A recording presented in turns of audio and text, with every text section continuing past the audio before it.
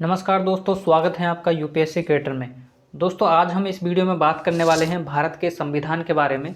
भारत के संविधान को आसान तरीके से समझाने की कोशिश करूंगा। वीडियो आपको पसंद आती है तो आप ज़रूर शेयर कीजिएगा और वीडियो को आप एंड तक देखिएगा ताकि आपको समझ में आए कि एक्चुअल में मैंने कैसे समझाया है। तो भारत के संविधान में दोस्तों कुल 22 भाग हैं, अनुसूचियाँ 12 हैं और अनुच्छेद 395 है।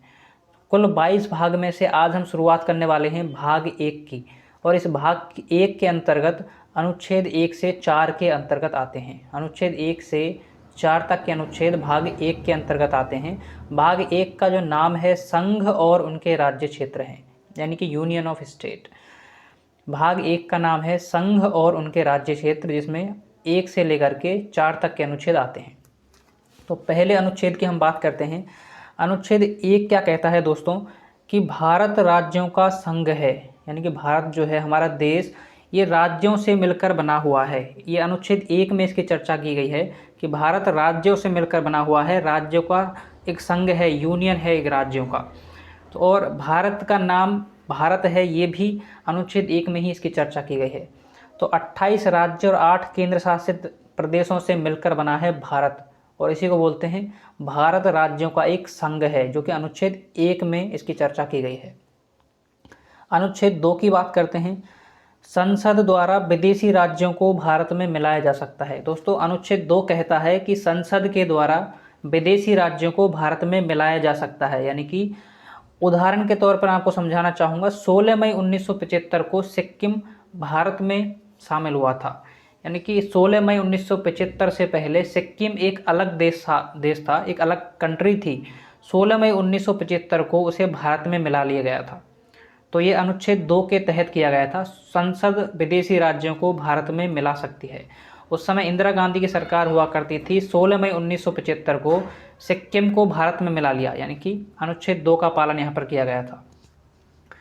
अनुच्छेद 3 की इस बार बात करते हैं।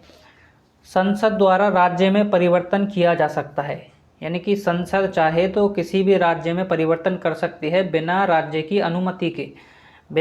अनुमति के परिवर्तन कर सकती है। उसके लिए विधेयक पारित करना होता है संसद में। तो दोस्तों, क्या परिवर्तन कर सकती है राज्यों में? जैसे कि राज्य का क्षेत्रफल बढ़ा सकती है, क्षेत्रफल घटा सकती है, नाम में परिवर्तन कर सकती है। कोई बड़ा राज्य है तो उसको डिवाइड कर सकती है, यानी कि 2 भागों में बांट सकती है।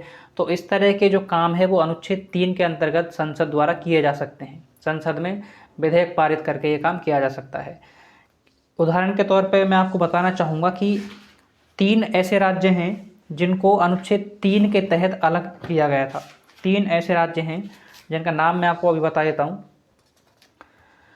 अनुच्छेद 3 के तहत अलग हुए राज्य: मध्य प्रदेश से छत्तीसगढ़ को अलग किया गया था 1 नवंबर सन 2000 को। यूपी से उत्तराखंड को अलग किया गया था 9 नवंबर सन 2000 को। बिहार से झारखंड को अलग किया गया था 15 नवंबर 2000 को। यानी कि मध्य प्रदेश और छत्तीसगढ़ पहले एक हुआ करते थे, यूपी और उत्तराखंड पहले एक हुआ करते थे, बिहार और झारखंड पहले एक हुआ करते थे। बाद में इनको अनुच्छेद 3 के तहत अलग अलग कर दिया गया। कि यहाँ पर मैंने आपको डेट मेंशन की है, ये आप देख सकते हैं। तो उम्मीद करता हूँ यहाँ तक आपको जो वीडियो है वो समझ में आ रही होगी। आगे चलते हैं। अनुच्छेद 4 क्या कहता है कि अनुच्छेद 2 व 3 के तहत जो भी कार्य किए गए हैं संसद के द्वारा, उसमें राष्ट्रपति के हस्ताक्षर की ज़रूरत नहीं है। यानी कि अनुच्छेद 2 और 3 के तहत जो भी किया गया है, यानी किसी राज्य को मिला है, क्षेत्रफल घटाया है, बढ़ाया है, संसद द्वारा जो भी कार्य किए जा रहे हैं उसमें राष्ट्रपति कोई हस्तक्षेप नहीं करेंगे, ना ही उनके हस्ताक्षर की ज़रूरत है। राष्ट्रपति उसमें कोई रोक टोक नहीं करेंगे, उन्हें किया जा सकता है। ठीक है, तो आपको ये वीडियो यहाँ तक समझ में आ गई होगी, उम्मीद करता हूँ। समझ में आई है तो ज़रूर लाइक कीजिएगा, इस वीडियो को अपने दोस्तों के साथ भी शेयर कीजिएगा और कमेंट करके ज़रूर बताइएगा वीडियो आपको कैसी लगी है। क्या मुझे ये सीरीज़ कंटिन्यू करनी चाहिए आगे तक? करनी चाहिए तो आप लाइक कीजिएगा, कमेंट करके बताइएगा और अपने दोस्तों के साथ शेयर कीजिएगा। तो फिर मिलते हैं नेक्स्ट वीडियो में। अगर आपको पसंद आई है तो नेक्स्ट वीडियो में फिर मिलेंगे। तो आज की वीडियो में इतना ही।